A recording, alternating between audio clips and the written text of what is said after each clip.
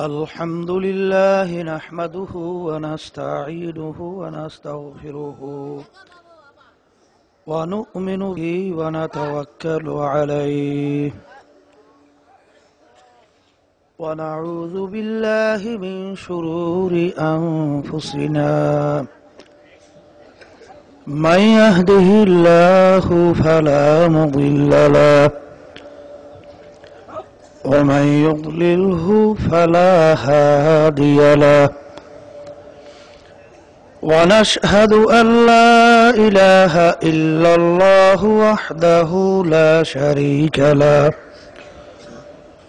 ونشهد أن محمدا عبده ورسوله أما بعد فأعوذ بالله من الشيطان الرجيم بسم الله الرحمن الرحيم يا أيها الذين آمنوا صلوا عليه وسلموا تسليما اللهم صل على سيدنا ونبينا شفيعنا وحبيبنا ومولانا محمد صلى الله عليه وعلى آله وأصحابه وبارك وسلم اللهم صل على سيدنا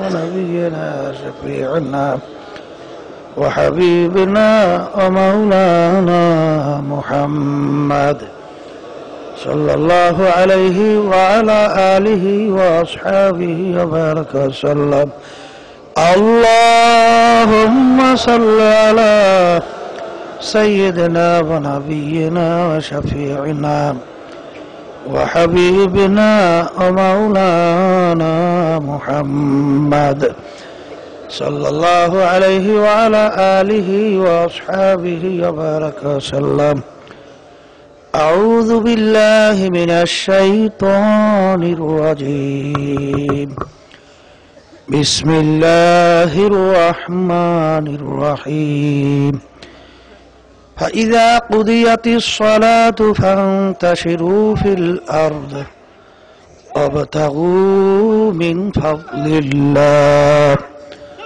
واذكروا الله كثيرا صدق الله العلي العظيم আল্লাহ পাক রব্বুল আলামিনের দরবারে লাখ কোটি শুকরিয়া আদায় করতেছি। মহান রব্বুল আলামিন আপনাকে আমাকে অগ্রহায়ণ মাসের মাহফিলের শেষ বৈঠকে সুস্থ সহি সালামতে রেখে বসার তৌফিক দান করলেন। শুকরিয়া তান সবাই বলি আলহামদুলিল্লাহ।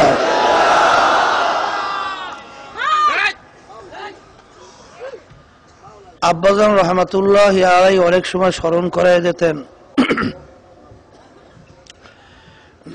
নারাকুটা পাতা দিয়া ঘর উঠাইছো, আশা করা যায় আল্লাহর ফজল করমে একটা বছর বয়স পাইবে, কিন্তু তোমার আমার হায়াতের এক বছর তো দূরের কথা, ঘন্টারও কোনো নিশ্চয়তা নাই। জামিয়া রহমানিয়ার মুফতি সাহেব হুজুর একেবারে সুস্থ মানুষ, আমার সঙ্গে দেখা করলো, অনেক কথা বলল, হাসতেছে, এখনো চোখের বাসতে আছে। অনেক কিতাবের লেখক, খুব বড় মাপের আলেম। আমাকে তার লিখিত কিতাব দিবে বলতেছে, এখনো মনে হয় কানে ঢুকতেছে। এই হঠাৎ শুনি নাই, এরকম একদিন কিন্তু সবাইকে রওনা করে যাইতে হবে। আসলে কে কোন সময় রওনা করবে এটা কিন্তু আসলে আমাদের কারো জানা নাই। আর এমন একটা ব্যাপার, একবার যদি কেউ রওনা করে চলে যায় আর কোনোদিন ফেরতও আসা যায় না।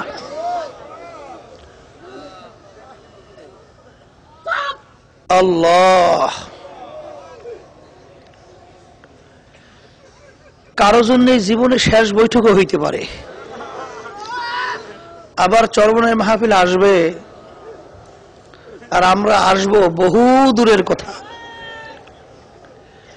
গত ফাল্গুন মাসের মাহফিলে অনেক আমার মুজাহিদ ভাইরা আমাদের সাথে ছিলেন, আজকে তারা আর আমাদের মাঝে নাই। এরকম একদিন আসবে, সব কিছু হয়তো আল্লাহ কবুল করলে থাকবে, কিন্তু আপনি আর আমি আর থাকবো না। আমরা সবাই জানি যে একদিন দুনিয়া থেকে রওনা করা লাগবে, এর পরেও কিন্তু আমাদের প্রস্তুতি নাই। মুসাফির সফরে যাবে কিন্তু সামানাদের সাথে নাই।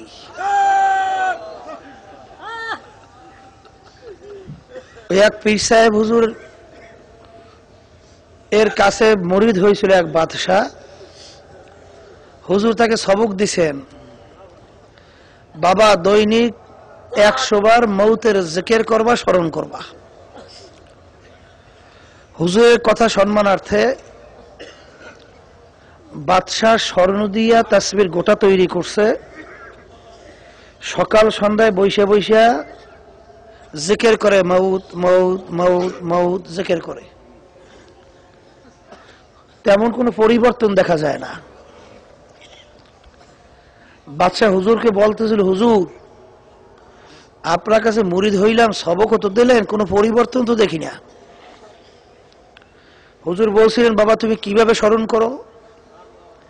কারণ হুজুর আপনার কথা সম্মানার্থে স্মরণ দিয়ে তাসবির গোটা তৈরি করছি, সকাল সন্ধ্যায় বৈশা বৈশা মৌত মৌত জিকির করি। বাবা তোমাকে আমি যেইভাবে জিকির করতে বলছি ওইভাবে মৃত্যুর জিকির করা হয় না। কলে হুজুর কিভাবে করতে হবে? কলে আমি একবার যাব, তোমাকে হাতে নাতে আমি শিক্ষা দেব। বাদশাহ বসা আছে সিংহাসনে, হুজুর উপস্থিত হইলেন। হুজুর বলতেছেন, বাবা ওইটা কি? কলে হুজুর এটা রাজ সিংহাসন। কলে আমাকে ওখানে একটু বসতে দেওয়া যায় না? কলে হুজুর এখানে বাদশাহ ছাড়া কেউ বসতে পারে না, যে বসবে সেই এখানে বাদশাহ। কলে আমাকে একটু বসতে দেওয়া যায় না?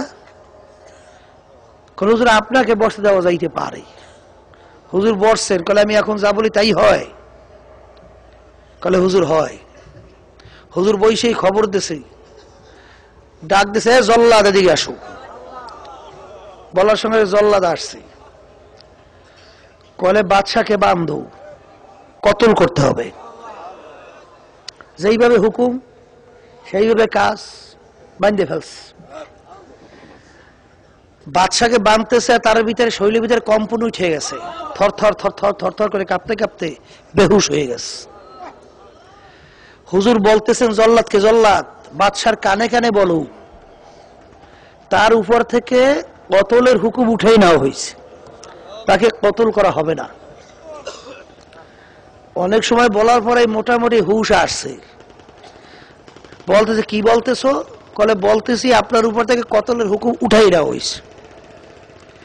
বসছে ঠিক, এখনো শরীরের কম্পন যায় নাই।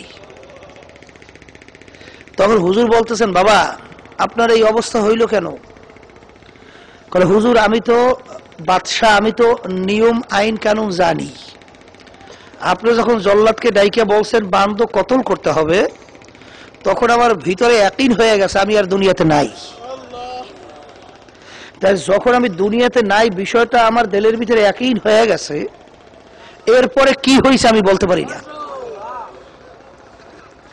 তখন হুজুর বলতেছিলেন, বাবা তোমাকে যে আমি দৈনিক 100 বার মৌতের জিকির করতে বলছি, এই 100 বারের মধ্যে সবে মাত্র একবার হয়েছি। এইভাবে তোমাকে স্মরণ করতে বলছি। আসলে আমরা সবাই জানি একদিন দুনিয়ার থেকে রওনা করা লাগবে, কিন্তু মনটাকে বোঝানো যায় না। যে অনেক মানুষ তো 100 বছরও বয়স পায়, আমার তো সবাই মতো 60 বছর, কারো 40, কারো 50-60, কারো হয়তো বা 18-20, কারো 25। এই আশায় বৈশা রয়েছে অনেক বাঁচবেই। এই জন্য আল্লাহ রাব্বুল আলামিন আগেই স্মরণ করাই দিছেন, আলহাকুমুত তাকাসুর হাত্তা যুরতুমুল মাকাবির।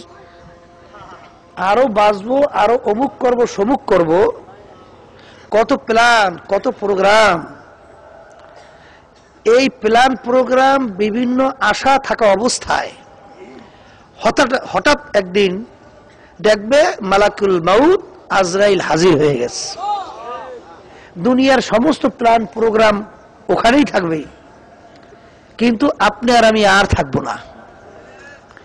আব্বাজান রহমাতুল্লাহি আলাইহি বলতেন, দাদাজানের কথা উল্লেখ করিয়া, যে দাদাজান বলতেন যে বাবা এমন একটা দিন আসবে যেদিন নিয়ম অনুযায়ী হয়তো আমার সফর সূচি পড়ে থাকবে, কিন্তু আমি ইসহাক আর থাকবো না। আব্বাজান বলছিলেন, দেখা গেছে দাদাজানের কথা বলছিলেন, তার সফর সূচি নিয়ম অনুযায়ী ছিল, কিন্তু বাবাজান আর ছিল না, আর নাই।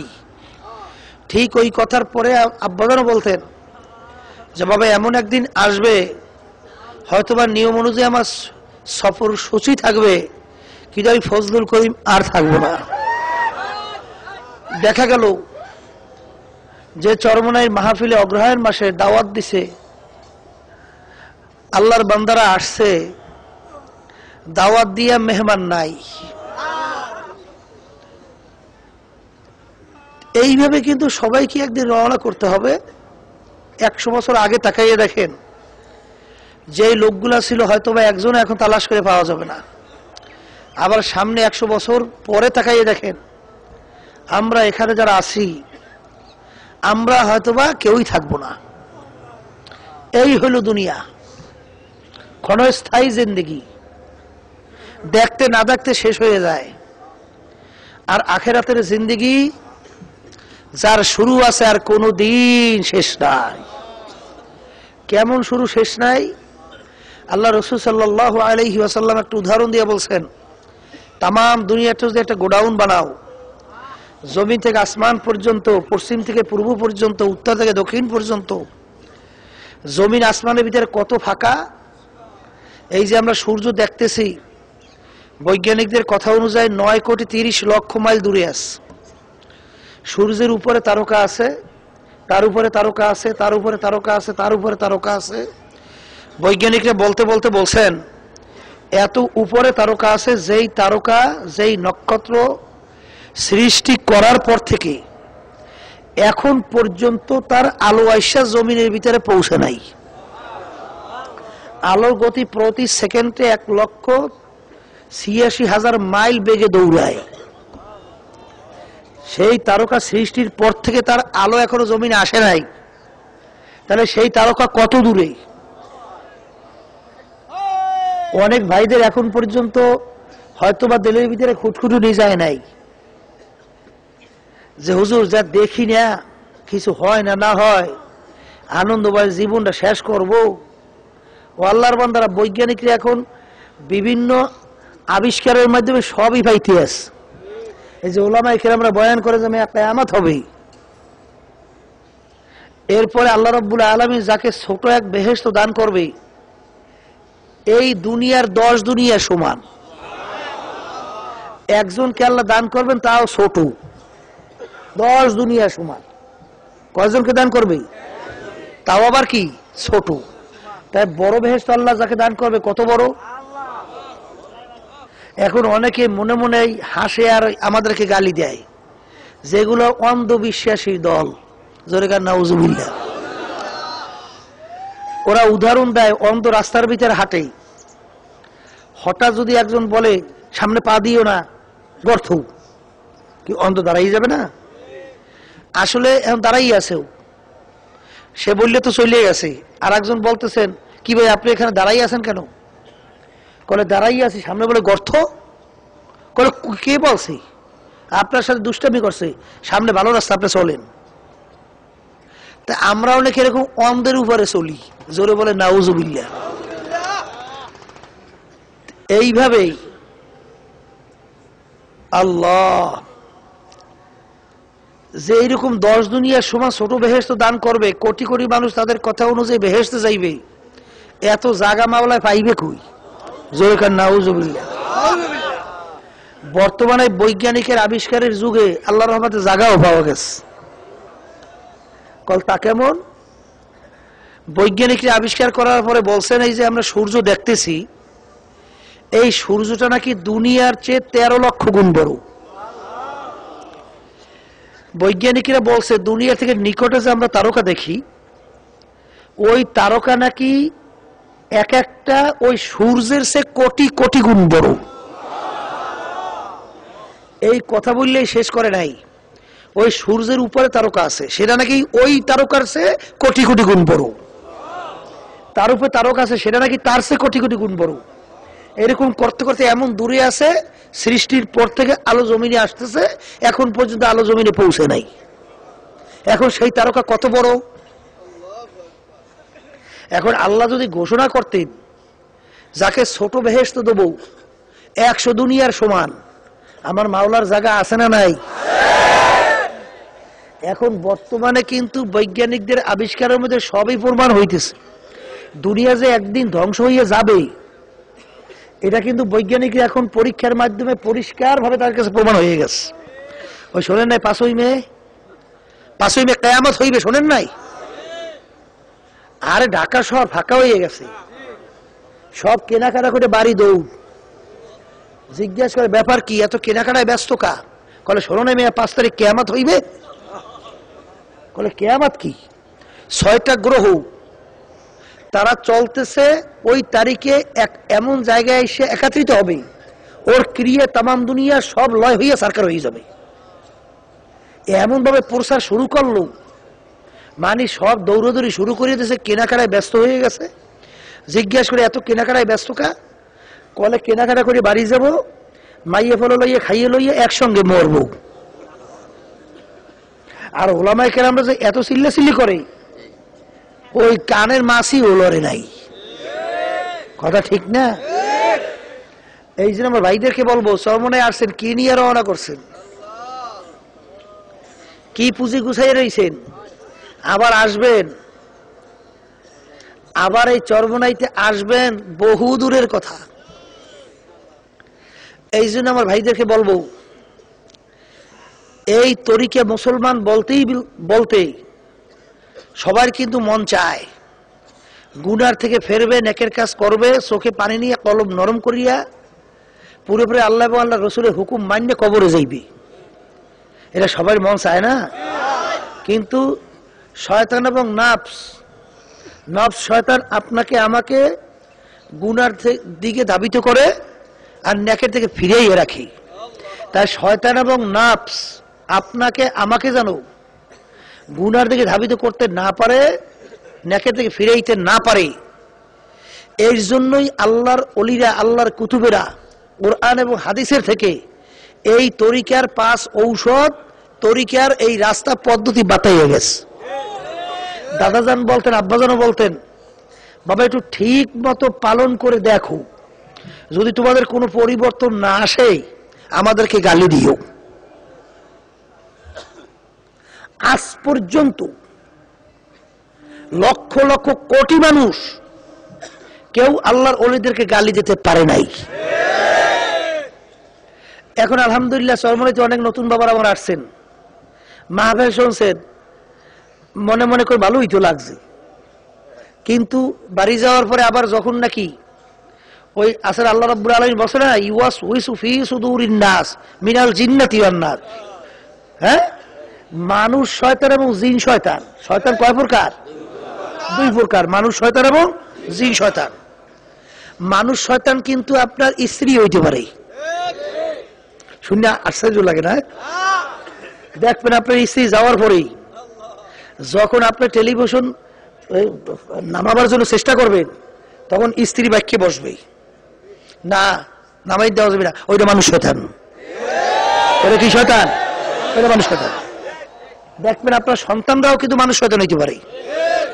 কলে আব্বা যত যা বলো, ঘর থেকে টেলিভিশন নামাই দেবো না, ওইটা মানুষ শয়তান। কথা বুঝছেন? লা হাওলা পড়লে, আল্লাহর জিকির করলে জিন শয়তান দূর হয়ে যায়।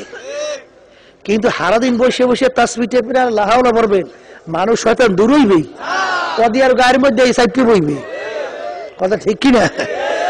এখন মানুষ শয়তান থেকে বাঁচবেন কিভাবে? আল্লাহ রাব্বুল আলামিন বলছেন ওয়াকুনু মা'আস সাদিকিন, তোমরা সাদিকিন বান্দার সঙ্গী হয়ে যাও। যদি সাদিকিন বান্দার সঙ্গী হইতে পারে, আল্লাহর ফজল ও করমে মানুষ শয়তান থেকে বাঁচতে পারবেন। এই জন্য এখান থেকে যাইবেন, খবরদার এই 5 ঔষধ ছাড়িয়েন না।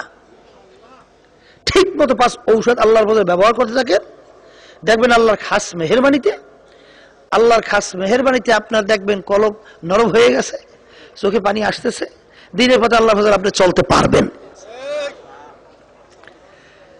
তো এই চরমনাই তরিকা সম্পর্কে তো আলহামদুলিল্লাহ আসার পরে উদ্বোধনী বয়ান থেকে শুরু করে এরপরে এখানে চলাফেরা সহ সবকিছু চরমনাই কি, আমরা কি চাইতেছি, আল্লাহ ফজলে একটু বুঝে আসছে না? তাই বুঝে যদি আইসেই থাকে, তাহলে এখন চরমনাইতে যারা নাকি বয়াত গ্রহণ করতে চান, আপনারা নিয়ম অনুযায়ী এই তরিকার সবক আদায় করতে হবে। এইটা কিন্তু জেহেনে রাখতে হবে, বুঝে শুনে মুরিদ হইয়েন। আবার আসছি মুরিদ না হইলে কেমন হয়, এই একটা কথা আছে না যে উড়ে জুড়ে বাঙালি, এই উড়ে জুড়ে বাঙালি হইয়েন না, বুঝে শূন্য কিন্তু বয়াত গ্রহণ করিয়েন এবং বুঝে শূন্য এই তরিকার সবক আদায় করিয়েন। তা আলোচনা চলতেছিল, চরমনাইতে বড় কষ্ট, নিজের নফসের খোরাকি অনুযায়ী চলা যায় না। এই কষ্ট চরমনাই তরিকার থেকে আমরা বলি না, এত কোরআন এবং হাদিসে আল্লাহ রাব্বুল আলামিন আল্লাহ রসুল যেভাবে বলছেন সেইভাবে আমরা বলতেছি, তাতে কষ্ট হইলেও করার কিছু নাই, আর সহজ হইলেও করার কিছু নাই। এর থেকে বাড়ানো কমানো কোনো সুযোগ তো নাই। কি কথা কোন আছে? এর কোনো সুযোগ নাই। এই জন্য আমার ভাইদেরকে বলবো যে কালকেও আলোচনায় বলছিলাম, দিন পরিপূর্ণ, বাড়তি কমতি আর কোনো দিক নাই। দিনের ভিতরে আল্লাহ পুরা ঢুকতে বলছেন। আব্বাজান রহমাতুল্লাহি আলাই একটা উদাহরণ দিতেন কত সুন্দর, যে বর্তমানে ইসলাম হয়ে গেছে অন্ধের হাতি দেখার মতো। চাই অন্ধ হাতি দেখতে গেছে, তাই অন্ধ কি চক্ষু দিয়ে দেখছেন, হাত দিয়ে তোগাইয়ে মোগাইয়ে দেখছে? তাই একজনে হাতি তোগাইয়ে পাইছে হাতির সুর, সে মন্তব্য করছে, সে মনে মনে মনে করছে যে হাতি তো মোটা লম্বা কাশির মতো লম্বা, সুর মোটা না আর লম্বা কাশির মতো না। আর একজনে পাইছে হাতির পা, সে মন্তব্য করছে হাতি তো খাম্বার মতো মোটা। আর একজনে পাইছে কান, সে চিন্তা করছে হাতি তো কুলার মতো চ্যাপটা। আর একজনে পাইছে শরীর, সে চিন্তা করছে হাতি তো ঘরের মতো, যে শরীর বিশাল না, মনে করছে বিরাট ঘরের মতো হাতি। চাইর অন্ধ হাতি দেখে একত্র হয়েছে। একজন আরেকজনকে জিজ্ঞাসা করে, হাতি তো দেখতে গেলাম, কেমন দেখলা? এখন একজনে বলতেছে হাতি তো দেখলাম লম্বা কাশির মতো মোটা। আর একজনে বলতে আছে কিছুই দেখো নাই, হাতি দি খাম্বার মতো মোটা, যে পাও দেখছে। আর একজনে বলতে তুমি দেখো না কিচ্ছুই, হাতি তো কুলার মতো চ্যাপটা, যে কাম দেখছে। আর একজনে বলতেছে তোমরা দেখো না কিছুই, হাতি তো ঘরের মতো বিশাল। ঝগড়া বাজছে না? এখন একজন আরেকজনের উপরে কি দলিলের উপরে মজবুত না, লড়তে চায়, অনেক বয়স সে মজবুত হইয়া লড়তে চায় না। আমার কথা ঠিক আছে, আরেকজনের আমার কথা ঠিক আছে। চোখ খোলা ব্যক্তি পাশ দিয়ে যায়, জিজ্ঞাসা করে তোমরা ঝগড়া করো কেন? বলে ঝগড়া করি, আমি দেখলাম হাতে এরকম, ও বলতেছে এইরকম, আরেকজনে বলতেছে এইরকম, আরেকজনে বলতেছে এইরকম। তখন চক্ষুওয়ালা ব্যক্তি বিষয়টা বুঝতে পারছে, আসলে ওরা তো চক্ষু দিয়ে কেউ হাতি দেখে নাই, দেখছে তো হাত দিয়ে, তা হাত দিয়ে যে যেইভাবে দেখছে মন্তব্য সেইভাবেই করতেছে। তখন চক্ষুওয়ালা ব্যক্তি বলতেছে তোমরা ঝগড়া করিও না, আসলে পূর্ণ হাতি কেউ দেখো নাই, আসলে ওই চার জিনিস মিললে তার নাম হইল হাতি। তা বর্তমানে ইসলাম হয়ে গেছে আমাদের হাতি দেখার মতো। ওই আমাকে আবুল সাহুর বলছে না, ওই বাপুরা সাপুরে কোথায় যাও বাপুরে, ওই যে মারে না ঢুস ঢাস অমুক সমুক ঠুস ঠাস, কথা বুঝলেন নাই? এমন সাপ, ফোসফাস নাই, ডুসডাস নাই, খায় শুধু দুধ ভাত, এইটা বলে সাপ। তা ইসলাম হয়ে গেছে বর্তমানে ডুসডাস নাই, ফোসফাস নাই, কান নাই, নাক নাই, চোখ নাই, এইটা হয়েছে এখন ইসলাম। কথা বুঝলেন? এইভাবে চাইর জিনিস মিললে তার নাম হল হাতি। দিন কিন্তু পরিপূর্ণ। আল্লাহ দিনের ভিতরে পুরা ঢুকতে বলছেন, বাড়তি কমতি সুযোগ আর নাই। আর সুযোগ আছে? এইটার ভিতরে আল্লাহ হাবিব সাল্লাল্লাহু আলাইহি ওয়াসাল্লাম তার মৌলিক 4টা কাজ ছিলেন, দাওয়াত, তালিম, তাজকিয়া, জিহাদ। দাওয়াত না দিলে মানুষ দিনের পথে কিভাবে আসবে? অনেক আগে চরমনায় দাওয়াত নাই। চরমনায় যদি দাওয়াত না থাকে, লক্ষ লক্ষ মানুষ কি হাওয়ায় আইছে? দাওয়াত ছাড়া আইছে। এরপরে তালিম, এইটাও কিন্তু ফরজ। আমার আব্বাজান রহমাতুল্লাহ আলাইহি বারবার স্মরণ করাইতেন, বাবা যেই আমল ফরজ তার এলেম শিক্ষা করাও ফরজ, যেই আমল ওয়াজিব এলেম শিক্ষা করা ওয়াজিব, যেই আমল সুন্নাত এলেম শিক্ষা করা সুন্নাত। অনেক চরমনায়ের মুজাহিদ বহু বছর পর্যন্ত চরমনায় মুজাহিদ হয়েছে, এখন পর্যন্ত নামাজের ভিতরে কেরাত সহি হয় না। বলেন নাউজুবিল্লাহ। আপনি চরমনায় আসছেন কেন? আপনার নামাজই তো হয় না। যদি নামাজের ভিতরে কেরাত সহি না হয়, নামাজ হবে? আল্লাহর বান্দারা এতটুকু কষ্ট করতে পারবেন না? সূরা ফাতিহা সহ 4টা সূরা, ফাতিহা সহ 5টা, কোরআনুল কারীমের ভিতরে ছোট ছোট সূরা নাই? তো এইটা একটু সহিভাবে একটু শিখবেন। আমার আব্বাজান বলতেন, দেখেন আল্লাহর কুতুবের কি চিন্তা, মুরব্বীদের জন্য বয়স্ক কোরআনুল কারীমের শিক্ষা প্রতিষ্ঠান করে গেছেন। আব্বাজান বলতেন 15 দিনের জন্য যদি দৈনিক 2 ঘন্টা করে সময় দিতে পারো, তা আল্লাহর ফজল ও করমে তুমি একজন আলেম হয়ে যেতে পারবা। চরমনাইতে তালিম তরবিয়তের ব্যবস্থা আল্লাহ কুতুব করে গেছেন রমজানে। 15 দিন পর্যন্ত এখানে তালিম তরবিয়ত হয়, বারবার চিঠি দেওয়া হয়, বারবার সাংগঠনিকভাবে জানানো হয়। বিশেষ করে দায়িত্বশীল তালিম তরবিয়ত আসাই লাগবে, কারণ এখানে সেই নিয়ম অনুযায়ী যে আবার সে এলাকায় যাইয়ে যেন আমার ভাইদেরকে শিক্ষা দিতে পারে। অনেক দায়িত্বশীলরা আলিশামি করে আসেন না। তা যদি না আসেন, আপনি শিখবেন কিভাবে? চেষ্টা না করলে ওই জিনিস পাওয়া যায়? তা আপনি মোটে চেষ্টা করবেন না, কষ্ট করবেন না, আর আপনি বেহেশতে সহজে চলে যাইবেন, এটা কোনোদিন হয় নাকি? এটা কোনোদিন হয় না। এই জন্য আমার ভাইদেরকে বলবো, খবরদার, এই এলেম শিক্ষা করা এটাও কিন্তু ফরজ। কেরাত নামাজের ভিতরে সহি করা এটাও কিন্তু ফরজ। এক শ্রেণী মানুষ আছে, নিজের খবর নাই, আর একজনের খোঁজাখুঁজির অভাব নাই। দেখবেন চরমনাই সম্পর্কে বিভিন্ন ধরনের কথাবার্তা বলবে, তখন ওরা দেখবেন যে বিভিন্ন দিক থেকে কোরআন হাদিস অনুযায়ী চলে না। তখন ওদের দুর্বলতা আগে ধরবেন যে ভাই তুমি কথা বলছো ঠিক আছে, তুমি এরকম চলো, তোমার উত্তরটা দাও তো। এই কথা বুঝলেন না? বুঝলেন না? দেখবেন আস্তের উপরে চুপ হয়ে যাবি, কারণ তোমার নিজের দোষের নাই, শেষ তুমি আর একজনের দোষ লই মেয়ের টানাটানি করো। ওই আমার মনে আছে, আমাকে ওস্তাদ পড়ানোর সময় একদিন বলছিলেন যে তিনি এই বরিশাল রওনা করছেন, তখন টলার যোগে বরিশাল যায়। তো এই এক পদের লোক আছে, দেখবেন হুজুর দেখলেই খোঁচাখুচি করে, দেখছেন না? হুজুর দেখলে গাড়ির ভিতরে খালি কাটাই দেবো না, খোঁচাই। এখন এই টলারে ওঠার পরেই এখন সেই লোকটাই হুজুর দেখছে, দেখেই এখন খোঁচাখুচি শুরু হয়েছে। এখন কইতেছে, হুজুর নূহ আলাইহিস সালাম যে নৌকা বানাইছিল, নৌকার বাহাগোছা আসলে কয়টা? বাহাগোছা বুঝলেন? নৌকা বানাইতে বাহাগোছা লাগে। কলে এই বাহাগোছা কয়টা আসিল? মানে হুজুরের ঠগায়, বুঝছেন? এখন হুজুর বলছে যে এইটা তো হেই মার্কা শয়তান। তা হুজুর আবার বেশি কথাবার্তা না কইয়া কল, ভাই মাশাআল্লাহ, আমি তো খুব খুশি হয়েছি। তাহলে দেখা যায় যে ইসলামের শরীয়তের যত দিক, যত কিছু সব আপনার জানা শেষ হয়ে গেছে। এখন শুধু বাকি রয়েছে নূহ আলাইহিস সালামের নৌকার বাহাগোছা কয়টা, এইটা বাকি আছে। যাক মাশাআল্লাহ, এইটা আমি বলতে আসি, অসুবিধা নাই। আচ্ছা আপনার সূরা ফাতিহাটা বলেন তো। কথা বুঝলেন? সূরা ফাতিহা যারা সহিভাবে পড়তে জানে না, পালা কি মুখ ব্যাংসাই ম্যাংসাই তসনস্তা, এখন ঠিক মতো তার পড়তে পারে না। এখন হুজুর বলতেছেন, এ আহাম্মক, তোর নামাজের ভিতরে যে কেরাত সহি না হয়, তোর নামাজই হবে না। কিন্তু নূহ আলাইহিস সালাতু ওয়াস সালামের নৌকার বাহাগোছা আজ জীবনেও যদি তুই না জানো, এতে তো তোর কোনো সমস্যা নাই।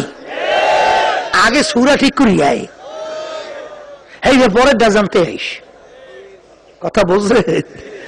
একদল আছে ফাজিল, নিজের খবর নাই।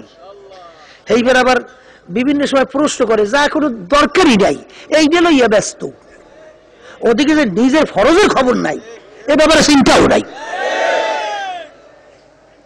তো নামাজের ভিতরে কেরাত সহিভাবে তেলাওয়াত করা কি কথা কন?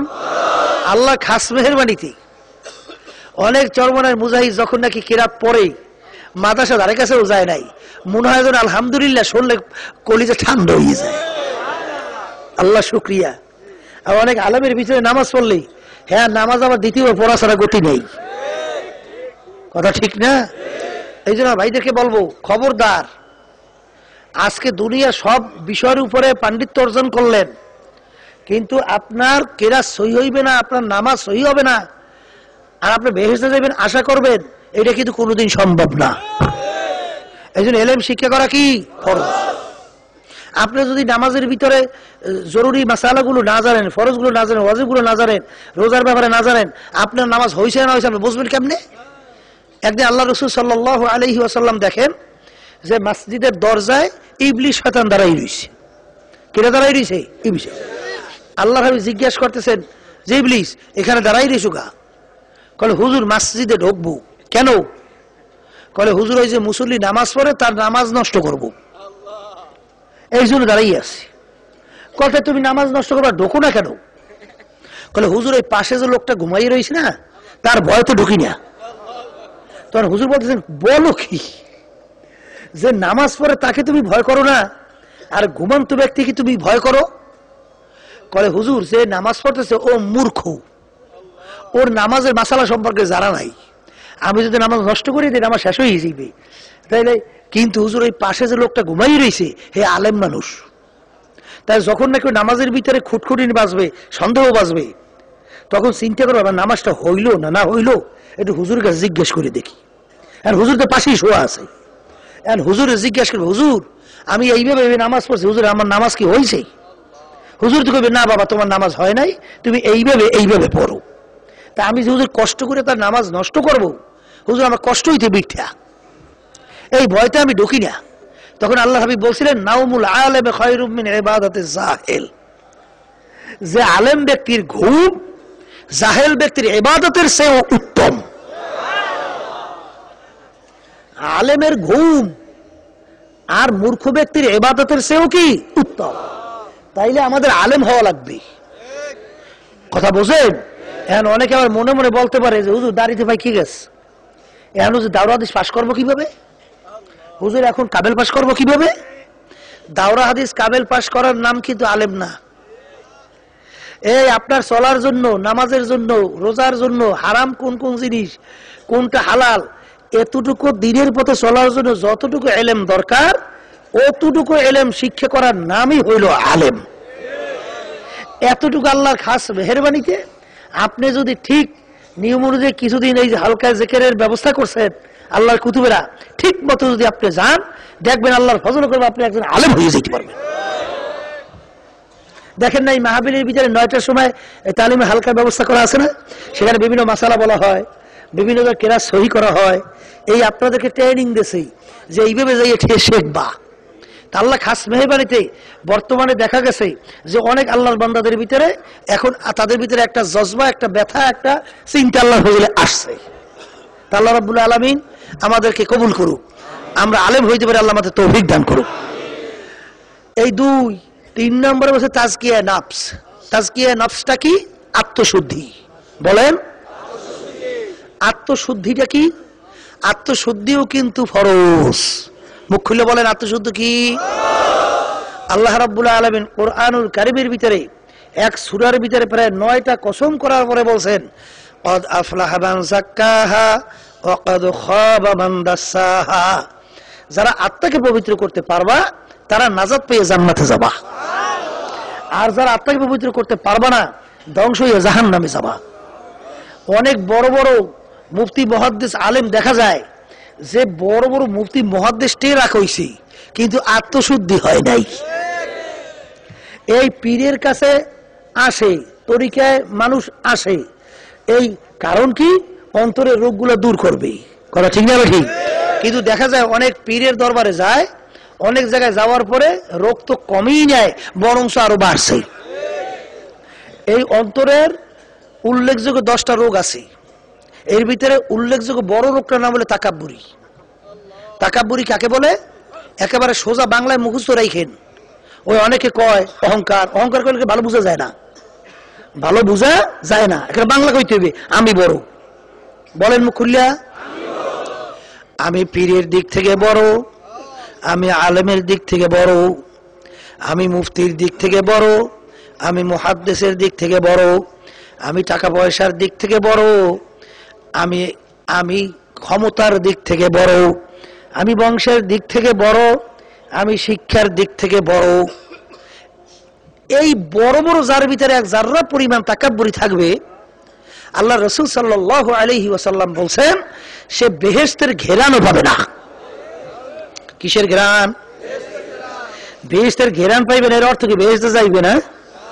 হ্যাঁ, আরে বেহেশতে তো যাওয়া দূরের কথা। এক হাদিসের ভিতরে আল্লাহ রাসূল সাল্লাল্লাহু আলাইহি ওয়াসাল্লাম বলছেন বেহেশতের ঘেরান 500 বছর রাস্তা দূর থেকে পাওয়া যায়। 500 বছর রাস্তা বেহেশতের কাছেও ওই বড় বড় ওয়ালা যাইতে পারবে না। কথা বোঝেন নাই? আমি বড় এক জাররা কাকে বলে?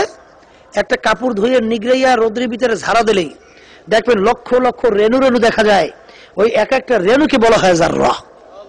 এই জাররা পরিমাণ কারো ভিতরে যদি বড়াইগিরি থাকে তাহলে বেহেশতের ঘেরানো পাওয়া যাবে না। ইব্রাহিম বিন আদহাম রহমাতুল্লাহি আলাইহি বলকের বাদশা হুজুর কাছে মুরিদ হইছে, অন্তরের রোগ দূর করতে আছে, বাহ্যিক রোগগুলা সব দূর করিয়া সুন্নাত তরিকার উপরে আল্লাহর ফজল করবে, মজবুত হইয়া মাওলানা ভাইয়া কবরে যাইবে। এখন হুজুর বাদশা বোঝেন না, হ্যার ভিতর থেকে বড়গিরি যাওয়া অত সহজ। হুজুর ঔষধ দিয়েছে ঠিক মতো, ঔষধ দিয়েছে যে ওই লাকড়ি আছে না, লাকড়ি, ওই লাকড়ি বোঝা বাইন্ধে দেয়, বাদশা মাথায় করে নিয়ে জায়গা মতো পৌঁছায়। কথা বলছেন? একদিন হুজুর স্ত্রী বলতেছিল বলকের বাদশা তাকে দিয়েছেন লাকড়িটা না চাকরি, এখন তার রোগগুলো দূর হয়েছে। তখন হুজুর বলতেছেন যে এখন পর্যন্ত ইব্রাহিম বিন আদহাম নিজের বাদশাই বলতে পারে নাই, বলে লাকড়িটা না এবার বলতে পারে নাই। দেখেন হুজুর পরীক্ষা করে দেখায় যে লাকড়ি বাঁধতে কই সেটা বড় করে বাঁধতো, লাকড়ি বোঝাটা নিতে যেন কষ্ট হয়। আর সে ধরিয়ে নামায় বলছে একটু তালবাহানা করিয়ে নামাই, সহজে নামাই এটা না। তো এখন বোঝা হয়েছে বড়, নেতেও খুব কষ্ট হয়ে গেছে। যাই বলছে ভাই তাড়াতাড়ি বোঝারা নাম, আমার খুব কষ্ট হইতেছে। তখন সে বলতেছে ভাই একটু ধৈর্য ধরতে পারেন না, এই কাজটা একটু শেষ করিয়ে লই। কাজ শেষ করছে, এখন আবার কয় ভাই আমার খুব কষ্ট হইতেছে, বলে একটু ধৈর্য ধরেন, এই কাজটা একটু করিয়ে লই। এখন একটা শেষ হয় আর একটা করি, কতক্ষণ সহ্য করা যায়? কথা বলছেন? এই বাদশাহী জাগ্য উঠছে, বলে ওরে বেয়াদব, যদি আজকে আমার বাদশাহী থাকতো তোকে বেত মারিয়ে শিক্ষা দিয়ে দিতাম যে তাল বাহারা কিভাবে করে মানুষের সঙ্গে। তখন হুজুর বলতে আছে দেখছো বাদশাহী বলতে পারে নাই, বাদশাহী বলতে পারে না। এরপর কিছুদিন আবার রিয়াজাত করার পরে, মুজাহাদা করার পরে আল্লাহর খাস মেহেরবানি, হুজুর বলতেছেন এখন ইব্রাহিম বাদশাহী বলছে। বলে তা কেমন?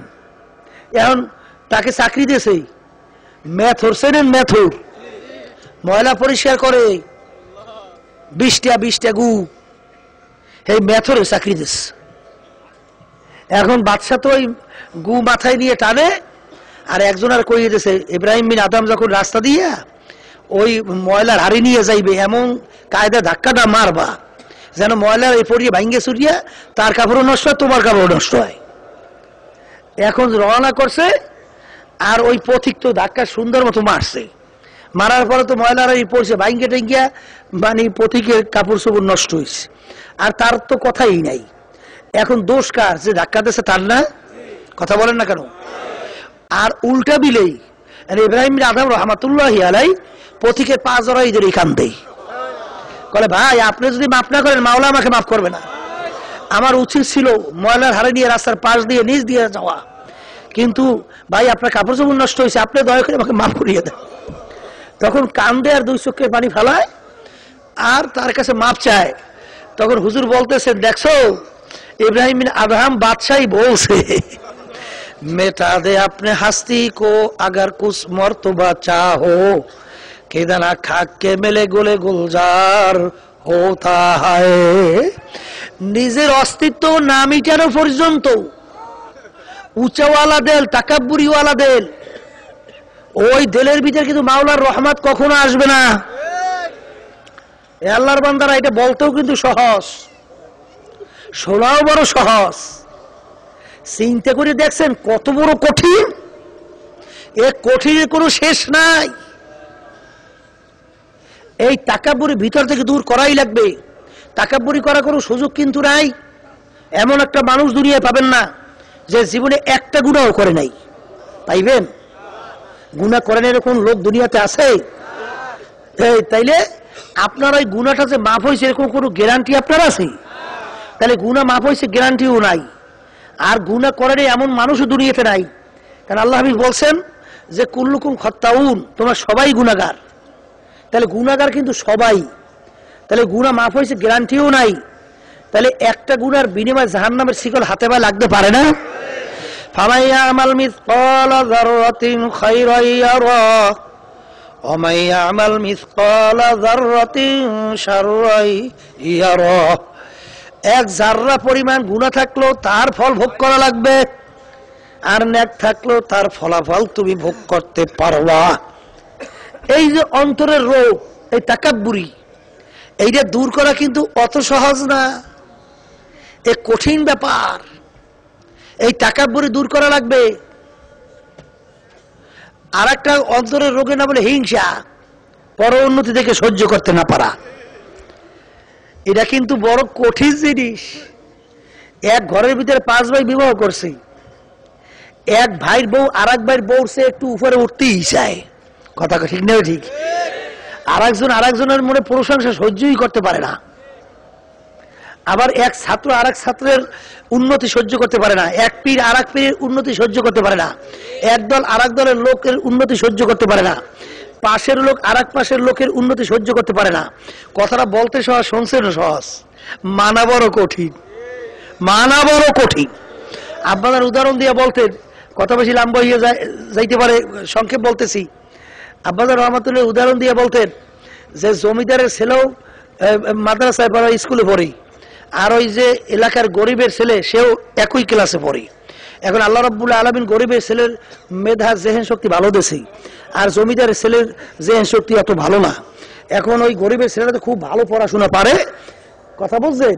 এখন পারার পরে একজন এসে জমিদারকে বলতেছে, জমিদার সাহেব অমুকের ছেলে ওদি খুব ভালো পারে, আপনার ছেলের চেয়েও ভালো পারে।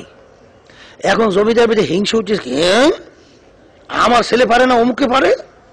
এখন বলতেছে পারলে কাজ হইবে কি, পরীক্ষা পাশ করবে না। এখন পরীক্ষা যে ভালো পড়াশোনা করে, যে ভালো পারে পাশ করবে না। এখন সে পরীক্ষা দেওয়ার পর তো আল্লাহর মধ্যে ফার্স্ট হয়ে গেছে। এখন বলতেছে জমিদার সাহেব আপনি তো বললেন যে ও পাশ করতে পারবে না, ওদি ফার্স্ট হয়েছে, আপনার ছেলে কথা কথা ফেল করছে। কলে ফার্স্ট হলে কাজ হইবে কি, চাকরি পাইবে না। এখন ভালো পড়াশোনা করছে, ইন্টারভিউ দিয়েছে, এখন চাকরি পাইবে না। এখন চাকরিও তো পাইছি। এখন কলে জমিদার সাহেব আপনি কইলেন চাকরি পাইবে না, চাকরিও দিয়ে পাইছি। কলে চাকরি পাইলে কাজ হইবে কি, বেতন পাইবে না, মানে সহ্যই করতে পারে না। এখন চাকরি করলে বেতন পাইবে না, এখন বেতনও তো পাইছি। এখন কলে জমিদার আপনি কি কইলেন, বেতন তো পাইছি। কলে বেতন পাইলে কাজ হইবে কি, টাকা দিয়ে করে কাজ হইবে না, জোরে আসেন না। এই না বলে হিংসা, উন্নতি দেখে সহ্য করতে না পারা, পর উন্নতি দেখে সহ্য করতে না পারা, এটার নাম কি? হিংসা করে কোনো লাভ আছে? হিংসা আল্লাহ হাবিব বলছেন হাসাদু ইয়াকুল হাসানাত কামা ইয়াকুল নারুল হাতাব আও কামা ক্বালা আলাইহিস সালাতু ওয়াস সালাম। আল্লাহ হাবিব বলছেন যে হিংসা এমন একটা রোগ যার ভিতরে থাকবে জ্বলন্ত আগুন। আগুন যদি তুমি বোঝাইকৃত লাকড়ি এক পাশ থেকে ধরাইয়া দাও, দেখবা আগুনের সমস্ত লাকড়ি জ্বালাই শেষ করে দেবে, লাকড়ি বাকি থাকবে না, শুধু ছাই হয়ে পড়ে থাকবে। তাই হিংসা যদি কারো ভিতরে থাকে, পাহাড় পরিমাণ ন্যাক থাকতে পারে, আল্লাহ রাসূল সাল্লাল্লাহু আলাইহি ওয়াসাল্লাম বলতেছেন বিশ্বাস করাই কিন্তু লাগবে। কথা বুঝাইতে পারছি?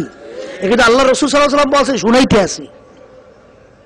ওই হিংসা যার ভিতরে থাকবে তার পাহাড় পরিমাণ যদি নেক থাকে সমস্ত লেকগুলো এই হিংসার আগুনে জ্বালাইয়া আমলনামা খালি করিয়া আমলনামা একবারে ফাঁকা। হিংসা করে কোনো লাভ আছে? কথা কন না কা? হিংসা করে কোনো লাভ আছে? যেই বাতি আল্লাহ জ্বালাবে ওই বাতি কেউ নিভাইতে পারবে না। আর আমি আপনার নিজের চিন্তা আপনি করেন, আর একজনের ব্যাপারে এত আপনার হিংসা লাগে কেন? হিংসা বাদ দেন। এই হিংসা অন্তরের একটা বড় রোগ, দূর করা লাগবে। রিয়া হুব্বেজা হুব্বে মাল, এই যে অন্তরে একটা রোগ, হুব্বুদ দুনিয়া রাসুকুল্লি খতিয়াতিন। আল্লাহ নবী বলছেন সমস্ত গুনার মূল হলো দুনিয়ার মোহাব্বত। কিসের মোহাব্বত? দুনিয়ার মোহাব্বত কিন্তু খুব মারাত্মক জিনিস। এই দুনিয়ার মোহাব্বতে পড়িয়া অনেক মুফতি মুহাদ্দিস পীর পর্যন্ত ফাতুয়া পর্যন্ত ঘুরিয়ে দেয় এবং মহিলাকে পিছনে পিছনে ঘুরি। এমনকি রমজান মাসেই রোজা রইয়া যেই মহিলার সঙ্গে দেখা দেওয়া জায়েজ নাই সেই মহিলাকে মাঝখানে বসাইয়া এইবার রমজান মাসে ইফতারি করে। এ সম্পূর্ণ দুনিয়ার মোহাব্বতে, দুনিয়ার লোভে। যেটা বলেন কথা ঠিক না ঠিক? আমি যদি জিজ্ঞাসা করি এই যে মহিলাকে মাঝখানে বসাইয়া যে ইফতারি করলো রমজানে, এতে এই ইসলামের কি উপকার হইল? কোন উপকার হয়েছে? বরঞ্চ জাতীয়ভাবে আল্লাহ রকম পর্দাকে প্রত্যাখ্যান করছে। কথা ঠিক না? আজকে আবার বর্তমানে বিভিন্ন ধরনের ফাতুয়া দেয় যে আহওয়ানুল বালিয়া তাই মন্দের ভালো। মন্দের ভালো কখন হয়? মন্দের ভালো হয় কখন? মন্দ ছাড়া কিছু নাই। যেখানে হাত দান সব মন্দ, ওইটার ভিতরে একটু পচছে কম, একটু পচছে কম, একটু বেশি, একটু পচা কম আর একটু পচা বেশি। মন্দ তো সবই। তখন ওই পচা কমটা একটু গ্রহণ করে, কিন্তু পাশে যদি ভালো থাকে, কথা কন রাখা, তখন কোনো ক্রমে মন্দের ভালো শব্দ আসবে। তাই বর্তমানে বাংলাদেশের ভিতরে শতকরা 92 জন মুসলমানের দেশে 3 লক্ষর মতো মসজিদ আছে, ইমাম আছে, মুয়াজ্জিন আছে, লক্ষ লক্ষ উলামায়ে কেরাম আছে, হাজার হাজার মাদ্রাসা আছে, অনেক নামাজি আছে, হাজি আছে, কলেমাকে মুসলমান বহুত আছে। এখানে কি ভালো নাই? কথা কন না? আল্লাহর রহমতে ইসলামী আন্দোলন বাংলাদেশ কি ভালো না? আল্লাহ ফজল গর্ব করে বলতে পারি যে ইসলামী আন্দোলন বাংলাদেশ আল্লাহর কুতুব প্রতিষ্ঠিত করে গেছেন। আল্লাহর কুতুব দ্বীনের উপরে ভিত্তি করিয়া মজবুত অবস্থায় রাইখে গেছেন, এখন সেইভাবে আল্লাহর মধ্যে চলতে আছে। এমপি মন্ত্রিত্ব ইসলামী আন্দোলন বাংলাদেশের জন্য ওই একটা গ্রাম্য কথা আছে, অন টুর ব্যাপার। এইটা আল্লাহর ফজলে আমাদের জন্য অন টুর ব্যাপার। এটা তো আপনারা জানবেন না, এটা তো আমরা জানি। কিন্তু আল্লাহ খাস মেহেরবানিতে ইসলামী আন্দোলন বাংলাদেশ এই এমপি মন্ত্রিত্বের লোভে, টাকার লোভে আল্লাহর ফজলে করবে বিকায় নাই। এখানে আল্লাহর ফজলে ভালো আছে না? তাহলে এখানে কি মন্দের ভালো শব্দটা শরীয়তের দৃষ্টিতে সম্পূর্ণ নাজায়েজ, হারাম? জোরে বলেন কথা ঠিক না ঠিক? পাগলা মিলইয়া ঠিক পাগলা মিলইয়া আসতাম শাহ, হ্যাঁ, এ সম্পূর্ণ দুনিয়ার মহব্বতে। আমার আব্বাজান বলতেন কারো ইমামের মূল্য 10 টাকা, কারো 100, কারো 1000, কারো লক্ষ, কারো কোটি, আর এক শ্রেণী আল্লাহ বান্দি দুনিয়াতে আছে, তাম দুনিয়া যদি তাদেরকে দিয়ে দেওয়া হয় তাদের ইমান আল্লাহ ফজলে বিক্রি হবে না। শেষ যুগে ইমানদারের ইমানের উপরে মজবুত থাকা এত কষ্ট হবে। আল্লাহ হাবিব বলছেন যে জ্বলন্ত একটা আগুনের আংটা হাতের মুঠের ভিতরে রাখতে যত কষ্ট হয়, এর চেয়েও বেশি কষ্ট হবে ইমানদারদের ইমানের উপরে মজবুত থাকা। এক শ্রেণীর আল্লাহর বান্দাবান্দিরা থাকবে, যত কষ্ট হোক না কেন তাদেরকে আল্লাহর ফজলে হকের থেকে টলাইতে পারবে না, কিন্তু তাদের সংখ্যা হয়ে যাবে কম। আর আমি তো আল্লাহর ফজলে নিয়ত করে বসছি, যত কষ্ট হোক, জ্বলন্ত আগুনের চেয়েও বেশি কষ্ট হোক, ইমানে আল্লাহর ফজলে মজবুত থাকতে চাই। এই আপনাদের কি মত? কি আপনারাও থাকতে চান? সবাই নারায়ে তাকবীর। আলহামদুলিল্লাহ, হাত নামান, আল্লাহ আপনি কবুল করে নেন। আল্লাহুম্মা, আল্লাহ আমাকে সহ আমাদের সবাইকে কবুল করে নেন। আলহামদুলিল্লাহ। তা এই দুনিয়ার মোহাব্বত দূর করা লাগবে।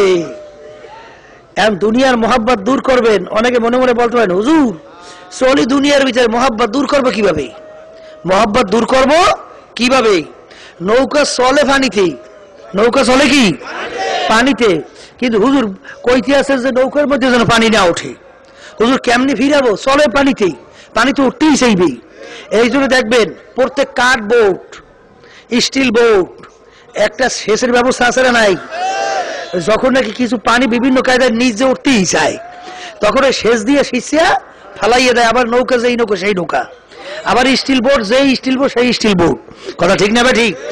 আমরা চলি সর্বক্ষণ দুনিয়ার মধ্যে, দুনিয়ার কিছু মহাব্বত তো কলবের ভিতরে অন্তর উঠতেই চাইবে, তখন সেচের ব্যবস্থাও লাগবে। কি ব্যবস্থা? সেই শেষ কি? ভোরে বিকেলে বৈশা টান দিতে হইবে দাঁড়ে, লা ইলাহা ইল্লাল্লাহ, লা ইলাহা ইল্লাল্লাহ, লা ইলাহা ইল্লাল্লাহ মুহাম্মাদুর রাসূলুল্লাহ। এই শেষ দিয়ে টান দিলে আল্লাহর ফজলে করমে দেখবেন যেই নৌকা সেই নৌকা হয়ে যাবি। কথা ঠিক না? অনেকে আবার এই আলোচনার মাধ্যমে আবার বুঝছেন না, হুজুররা মনে হয় একের দুনিয়া সব তালাক দিয়া সব বাট্টা দিয়া জঙ্গলে যাই ইবাদত করতে কয়। কথা এইটা না। নামি গুইয়াম কে আজ দুনিয়া জুদাবাস, নামি গুইয়াম কে আজ দুনিয়া জুদাবাস, বাহার করে কে বাসিবা খোদাবাস।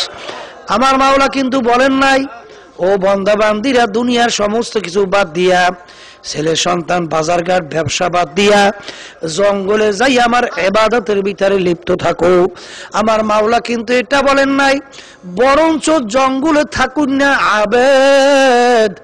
আর যারা নাকি দুনিয়ার সমস্ত ব্যবসা বাণিজ্য সহ কাজকর্ম সহ বাজার সহ ছেলে সন্তান সহ সব ঠিক রেখে যারা মাওলার হুকুম ঠিক মতো মানতে পারবে, ওই জঙ্গলে থাকুন না 70 জন অলির মর্তবা মর্যাদা আল্লাহ আল্লাহর ফজলে তোমাকে দান করবে।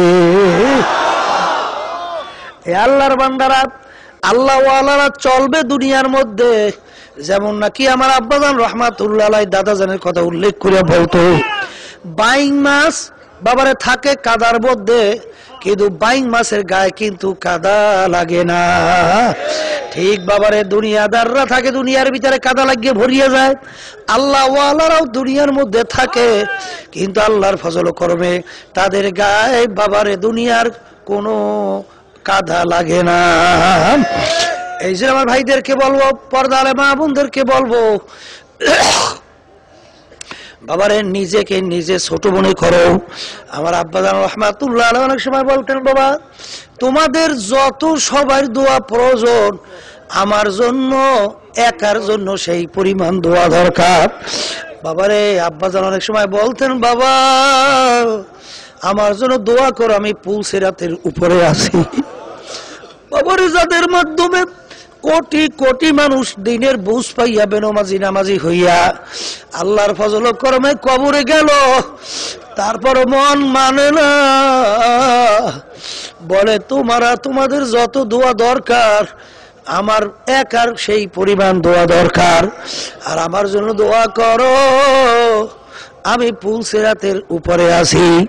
বাবারে আমার আব্বাজান বলতেন যে এই মামলার তদবির নাই, ওই মামলারও কিন্তু খালাস নাই। এই অন্তরের রোগ হব্বে যা হব্বে মাল, মালের মোহাব্বত, দুনিয়ার মোহাব্বত, সম্মানের মোহাব্বত। আমাকে কেন সভাপতি বানাইলো না, সেক্রেটারি বানাইলো না?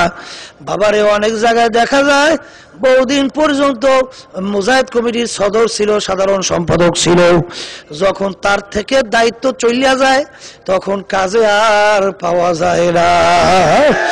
ওরে আল্লাহর বান্দা কপাল পড়ছে, তুমি এই তরিকায় কি সভাপতি হওয়ার জন্য আসছো? বাবারে সেক্রেটারি হওয়ার জন্য আসছো? বাবার আব্বাজান একটা কথা ঘটনা শুনাইতেন। ওই এক বড় মসজিদের মোতাওয়াল্লি দুনিয়া থেকে বিদায় নিয়ে কবরে গেল। এখন একটা লোকের মনে খুব চাইলো মোতাওয়াল্লি হইবে। সে মসজিদের ভিতরে বহুদিন পর্যন্ত ইবাদত করতে আছে, সব সময় তাসবিহ মাওলার জিকির করে, বিভিন্ন নফল ইবাদতের ভিতরে লিপ্ত আছে। বাবারে প্রায় মাস খানেক পর্যন্ত ইবাদত করার পরে দেখে তাকে কেউ মোতাওয়াল্লির জন্য প্রস্তাব দেয় না, আর বানায়ও না। তখন তার ভিতরে খেয়াল এসে গেল, আফসোস, আমি মোতাওয়াল্লি হওয়ার জন্য 1 মাস পর্যন্ত আমি ইবাদত বন্দেগী করলাম, কই আমাকে তো কেউ মোতাওয়াল্লি বানায়ও না, কেউ ডাকেও না। এই 1 মাস যদি এরকম নিবিড় ভাবে নিরেট ভাবে আমার মাওলাকে যদি আমি ডাকতাম, আমি বুঝি মাওলার ওলি হইয়া যাইতে পারতাম। এই তওবা করি এখন মনে মনে ইবাদত শুরু করলো, আমি আর মোতাওয়াল্লি হব না।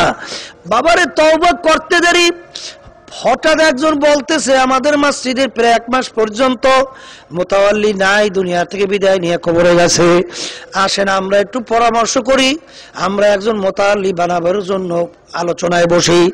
যখন আলোচনায় বসিয়া ওই আল্লাহর বান্দার ব্যাপারে সবাই একমত হইল, তাকে মোতাওয়াল্লি বানাইবে।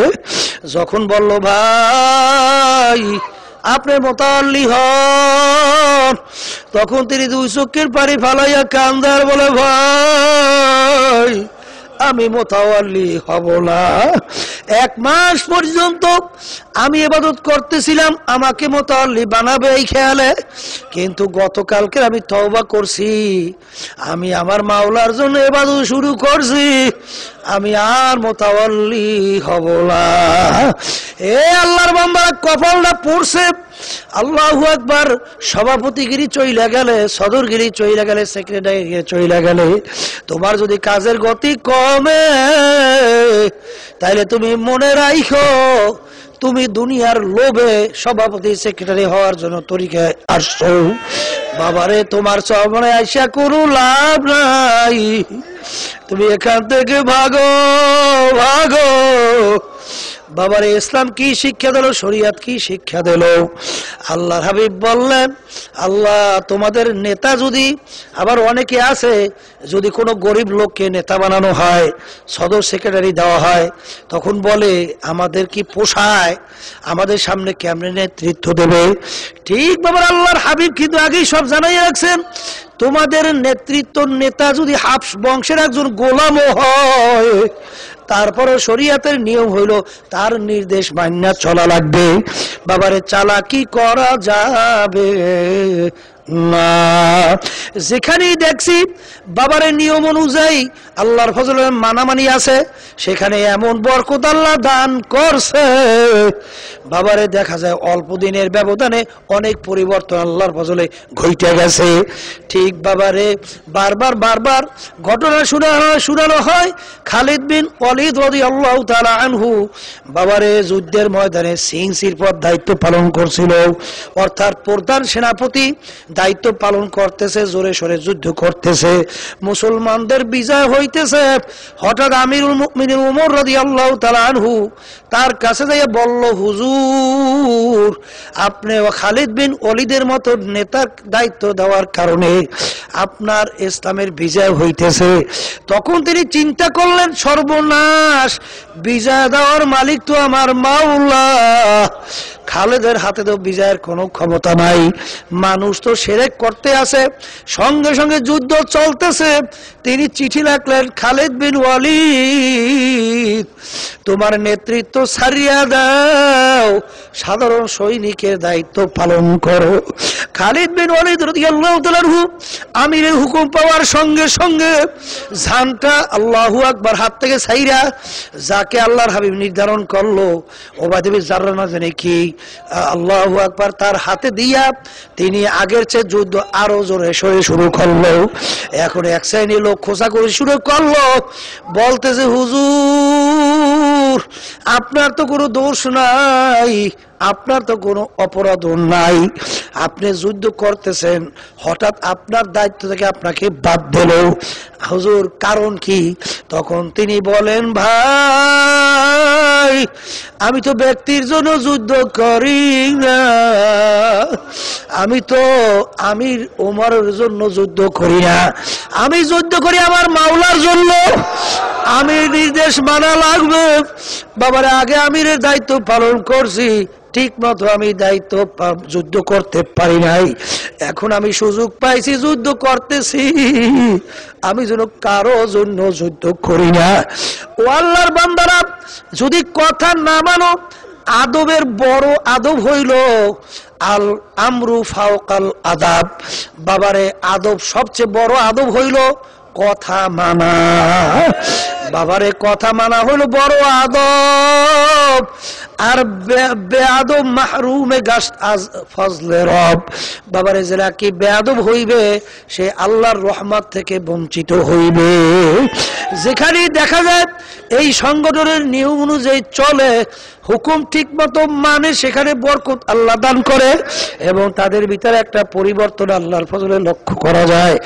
ও নেতা, ও সদর সেক্রেটারি, এই দায়িত্ব দিয়া কি হবে?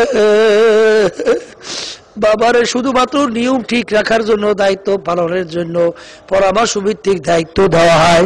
আবার নাউজুবিল্লাহ, আবার শোনা যায় অনেকে আবার লবিং করে, অনেকে আবার বিভিন্ন কায়দায় চেষ্টা করে যে আমাকে নেতা বানাও, অমুককে নেতা বানাও। এ আল্লাহর বান্দারা, তুমি ভুল করছো। চরমোনাই কেন আসছো? চরমোনাই তোর নেতা হওয়ার জন্য ডাকা হয় নাই, চরমোনাই তোর সভাপতি সেক্রেটারি হওয়ার জন্য ডাকা হয় নাই, চরমোনাই তোর লবিং করার জন্য ডাকা হয় নাই। বাবারে শোনা যায়, আবার জিজ্ঞাসা করলে বিভিন্ন সার্ভে সার মিথ্যা কথা বলে। জোরে বলে নাউজুবিল্লাহ। আমার আব্বাজান বলতেন, চরমোনাই ভিড় করিয়া লাভ নাই, চরমোনাইতে এত লোক দরকার নাই। বাবারে যারা ঠিক মতো চলতে পারবা তারা চরমোনাই আইসো, আর যারা পারবা না তারা এখান থেকে সরিয়ে যাইও। আমার আব্বাজান বলতেন, 1 সবক 2 সবক 3 সবক নেওয়ার পরে যদি এখনো ঠিক মতো গুনার থেকে ফেরতে না পারো, বাবারে চোখে পানি না আসে, কলম নরম না হয়, নিজেকে নিজে যদি বলতে না পারো, নেতাগিরি যদি বলতে না পারো, এই আমিত্ব যদি ভিতর থেকে দূর করতে না পারো, চরমোনাই আসা দরকার নাই।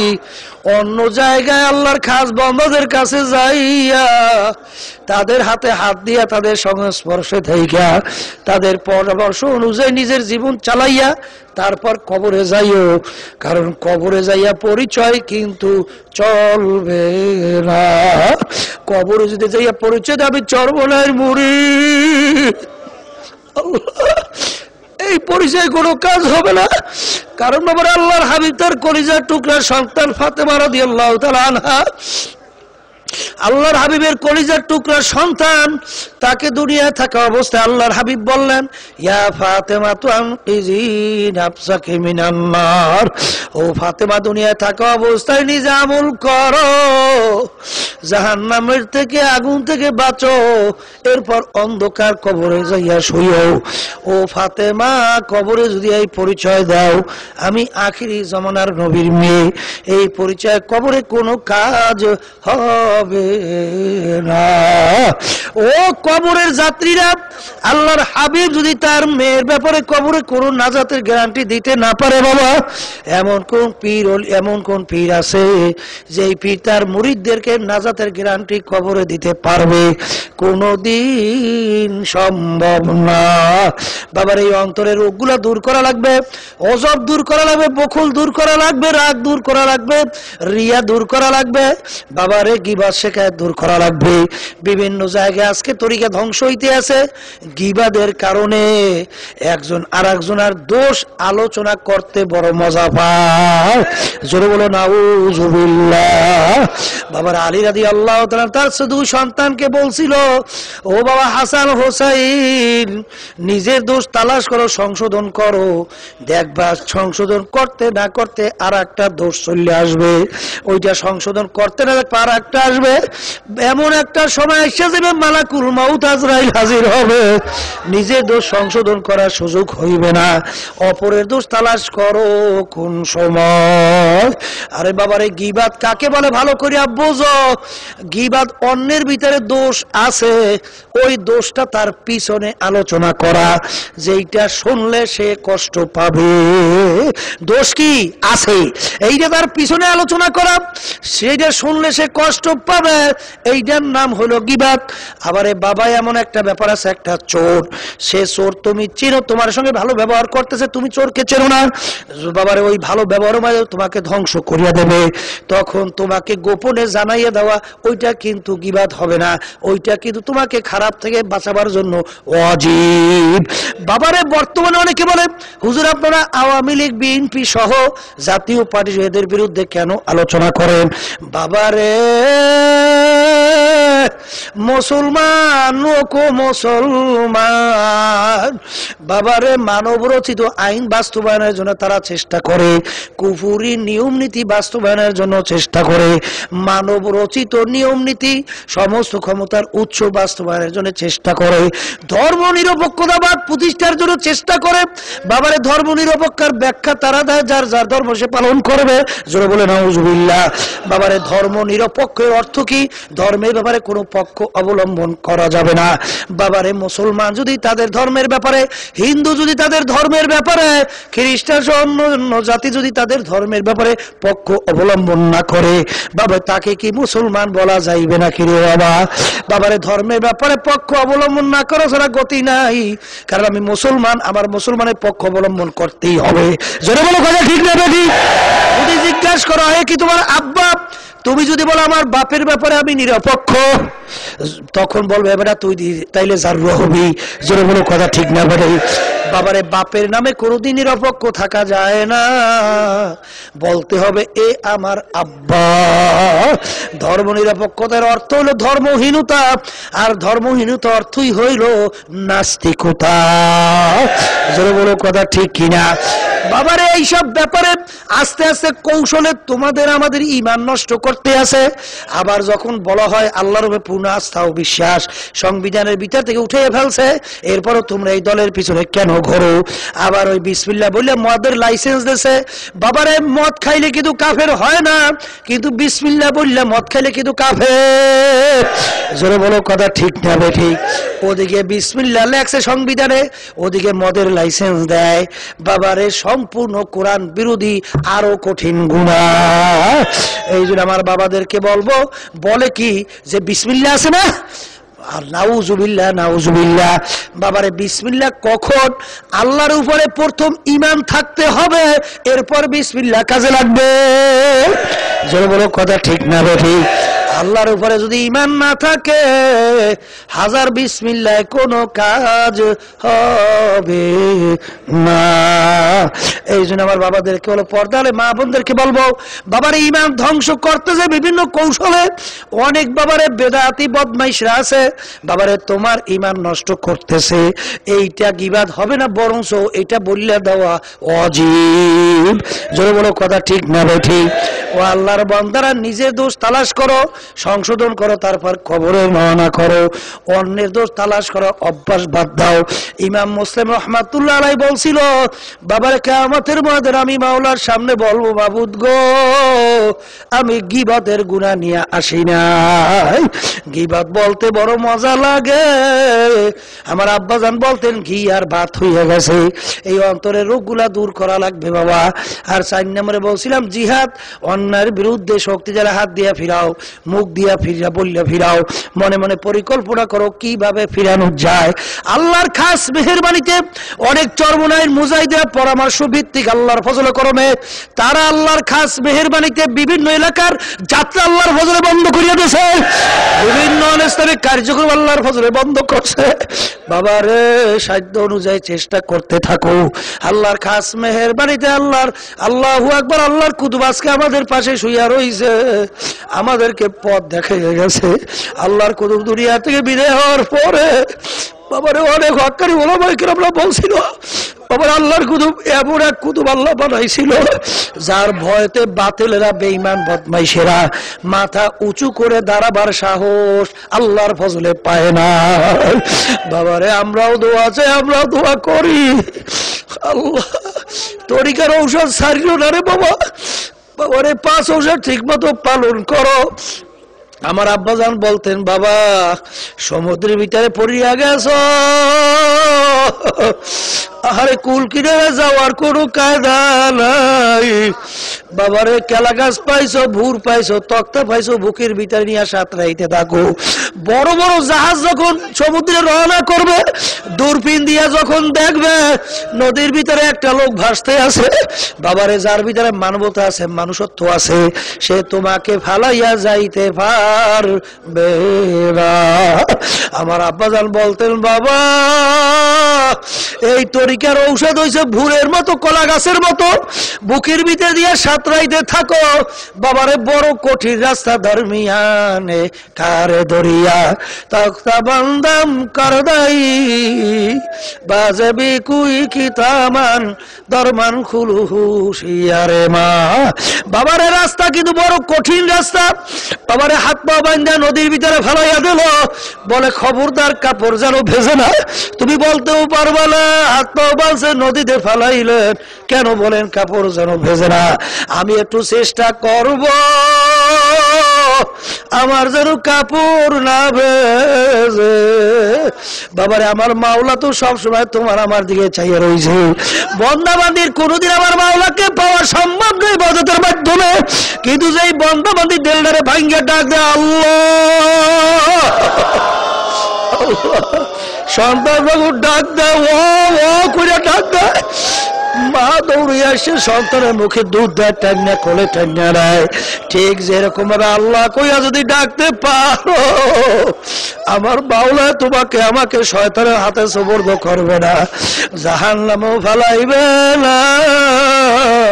দোয়াইয়া পোষাই আমার মাওলা কুদরতি কোলে নাটাই না পারবে না। ও আল্লাহর বান্দারা চরমনাইতেছো, কি নিয়ে রান্না করছো? বাবারে কথা মান্য, ঠিক মতো চললো বাবা। আল্লাহ যদি ঠিক মতো চলতে পারো, দেখবা আল্লাহর ফজল করমে দিনার দিন তোমার দেল নেকে জগবে, চোখের থেকে পানি আসবে, কলম নরম হইবে, মাওলার পাগল হইয়া আল্লাহর ফজল করমে কবরে যাওয়ার আশা করতে পারবা। এই জন্য বেশি বেশি আমার মাওলার জিকির করো, আর সবসময় খেয়াল সহকারে জিকির করিও। যখন বাবা লা ইলাহা ইল্লাল্লাহ দিলে দিলে মানা খাবে আল্লাহ বাদে কেহ মাবুদ নাই, যখন বাবা ইল্লাল্লাহ আমার কলবে আল্লাহই আছে, যখন বাবা আল্লাহ আল্লাহ আল্লাহ নাকি এবং কপালে মাঝখানে ঠালা জায়গা, তাকাইয়া তাকাইয়া আমার মাওলা বলতেছেন, বান্দা তুমি আমাকে বোলাও খা। সুবহানাল্লাহ, আলহামদুলিল্লাহ, আল্লাহু আকবার। আমার মাওলা বলতেছে, বান্দা আমাকে বোলাও খা। এই খেয়ালে জিকির করতে থাকেন, এক সময় দেখবেন আল্লাহর ফজল করবে, একটু একটা অবস্থা হইয়া যাইবে, আপনি মাওলাকে ডাক দিয়েছেন। এক আল্লাহর ওলি বলে, আমি আমার মাওলাকে আল্লাহ বললে বসে থাকি, যখন আল্লাহ জবাব দেয় আবার বলি আল্লাহ, যখন বলি আল্লাহ বন্ধ মাওলা যে উত্তর দেয় আবার বলি আল্লাহ। এই জন্য এক আল্লাহর ওলি বলছিলেন, আল্লামা খাকারি রহমাতুল্লাহ আলাইহি বলছিলেন, 85 সালি ইমানি মুহাক্কাক সাদ বাখাকানি কে কে দম্বা খুদা বুদাম বেয়াজ তক্তে সুলাইমানি। আমার মাওলার জিকির যে কি মজা, বাবারে উদাহরণ দিয়া বলেন, সুলাইমান নবী সালাতু ওয়াস সালাম তামাম দুনিয়ার বাদশাহী করিয়া তক্তে সুলাইমানিতে উড়িয়া তিনি এত স্বাদ কোনদিন পায় নাই। তাহলে মাওলার জিকিরে কি মজা, জাকিরিন ছাড়া কোনদিন বুঝানো যাবে না। এই জন্য খেয়াল করে একটু চক্ষু বন্ধ করে নিয়ম অনুযায়ী মাওলার জিকির করতে থাকো। লা ইলাহা ইল্লাল্লাহ